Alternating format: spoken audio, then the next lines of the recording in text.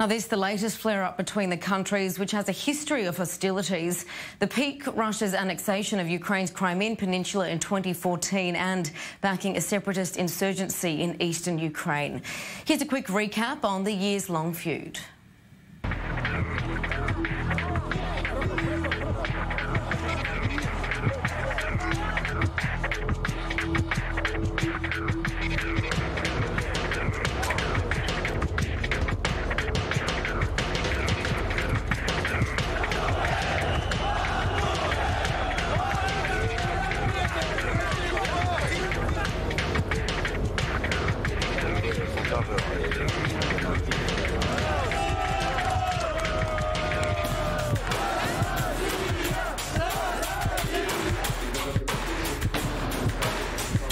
Фактично розпочатий процес.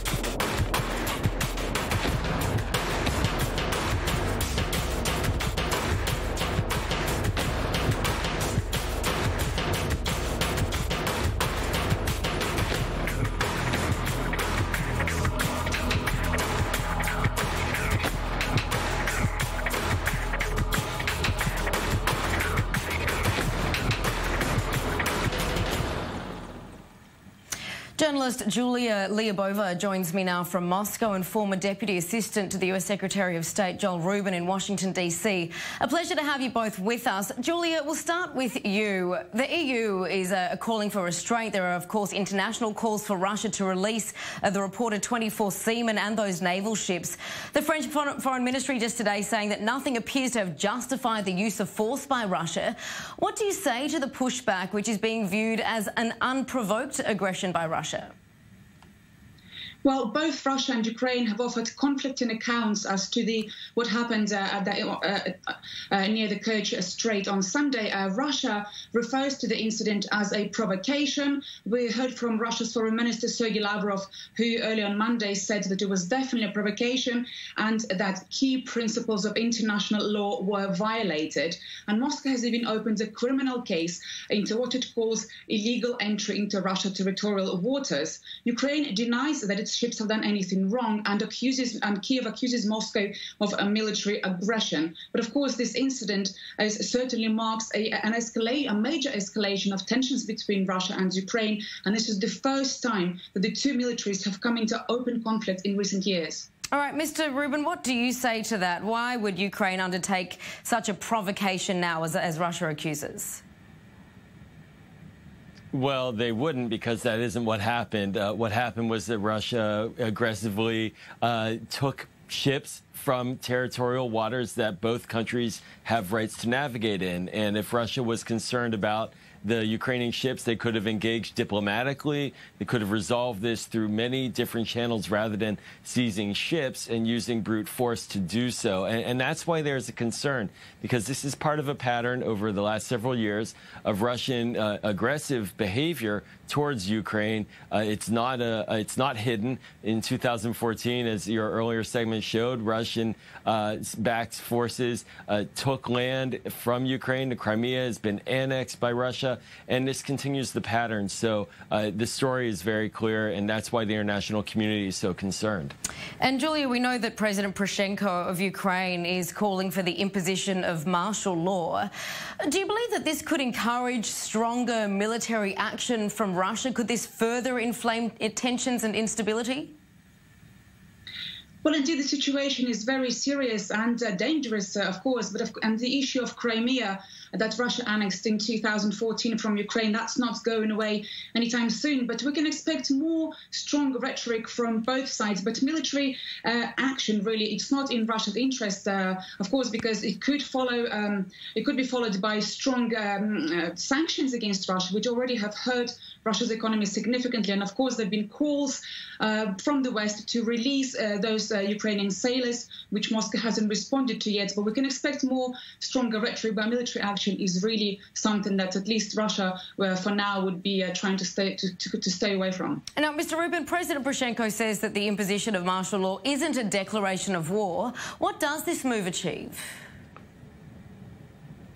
I think it's a declaration of emergency, a national emergency in Ukraine. There's clearly a sense in Ukraine that they are under attack. And what this does is it enables mobilization of forces within Ukraine to prevent any further aggression towards them. It was also very important that the president and his team said that this was not a move to cancel elections. That is clearly something that is being described out there by his opponents. If he were to cancel elections, that would be a problem, but that does not appear at all to be what he is doing. He is trying to marshal resources right now and is still a very new military, a very new country in terms of defending itself. Certainly. Now, Julia, you mentioned the holding of those Ukrainian seamen. Under what circumstances would Russia release those Ukrainian sailors and hand back those seized naval vessels? Would further sanctions do the trick? Well, indeed, the Kremlin said on Monday that Russia's seizure of 3 Ukrainian vessels and Ukrainian sailors was legal and in accordance with international and domestic Russian laws. And we know that on Sunday, the area was closed by Russian security forces temporarily for shipping, but has now since been reopened. The Kremlin hasn't really indicated what will happen to those Ukrainian vessels or to the Ukrainian sailors. And of course, there are calls by the West to release them as soon as possible.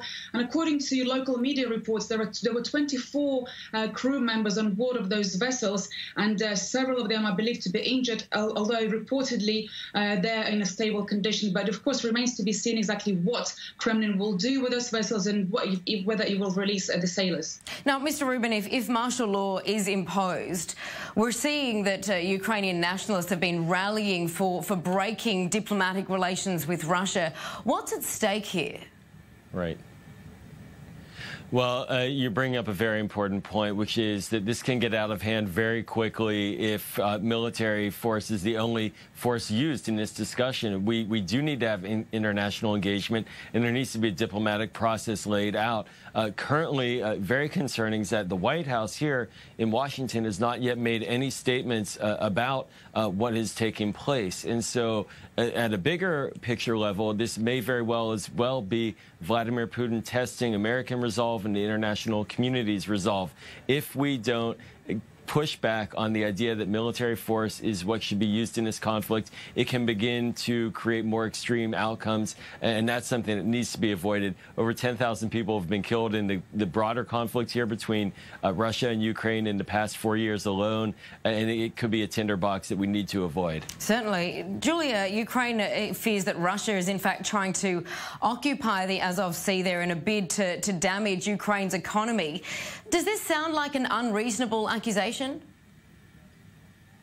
Well, indeed, Ukraine, of course, Ukraine and Russia both have different accounts as to what happened. Like Russia certainly says that this was a provocation, while Ukraine, along with other countries, accuses Russia of a military aggression. So, of course, this has been going on for a while. The Crimean issue is always a very important one in Ukraine. And, of course, Ukraine will be holding presidential elections on 31st of March next year. So, and indeed, Ukrainian President Petro Poroshenko has proposed to impose that martial law for 30 days instead of 60 days to make sure that that doesn't get in the way with the election campaign. So, of course, any standoff with Russia is likely to have an impact on that campaign. And so, of course, for now, the two sides are sticking to the conflicting accounts of what happened. All right. So, Mr. Rubin, what's your take on that? Do you believe that this is an unreasonable accusation that, in fact, Russia is trying to occupy the Azov Sea? Well, Russia has been the aggressor over the past number of years in this conflict. That's why Russia is under American sanctions, European Union sanctions. There's no doubt that Russia did aggress into Ukraine and took the Crimea and is supporting irregular forces in eastern Ukraine. And so with that as a backdrop, one can only assume that there is a potential for that extension of that kind of behavior into the Black Sea region, and that is very troubling. Russia needs to continue to pay attention to international norms. It's why the United Nations is meeting to discuss this, and that's why it's under sanction. It needs to get back into engaging diplomatically over its concerns, using the military force as it has been over the last several years is very dangerous and not good for Russia in the long run as well. Right, of course, and still with you, Mr. Rubin, of course, we're hearing an extraordinary meeting being held by NATO and the United Nations Security Council gathering over this. What's of most concern for the United States right now?